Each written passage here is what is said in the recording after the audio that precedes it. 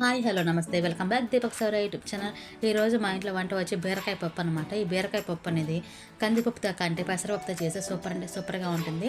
Process అంతా ఒకటే లేండి, పప్పు ఒకటే మారద్దు అనమాట. ముందుగా కడిగి పెట్టుకున్న పెసరపప్పు ఒక పొంగు వచ్చిన వెంటనే పచ్చిమిర్చి, టమాటో, ఆనియన్స్, బీరకాయ వేసి బాగా ఉడికించాలన్నమాట. ఉడికిన వెంటనే చివరిలో చింతపండు పసుపు వేస్తే సరిపోతుంది. దీంట్లోకి ఉప్పు వేసి బాగా వెనుపుకొని తిరగమాత పెట్టేసుకుందాము.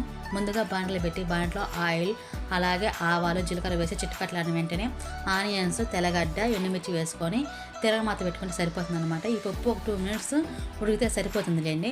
దీంట్లో కాంబినేషన్ అరటికాయ తాలింపు అనేది చేస్తున్నాను అనమాట. ఇది ఎక్కువసేపు ఉడకబలేదండి, సాల్ట్ వేసి ఒక ఉడికించుకుంటే సరిపోతుంది అనమాట.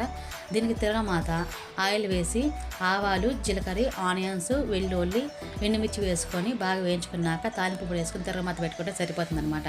ఈరోజు మా ఇంట్లో వంట బీరకాయ పప్పు, అరటికాయ తాలింపు, రైస్.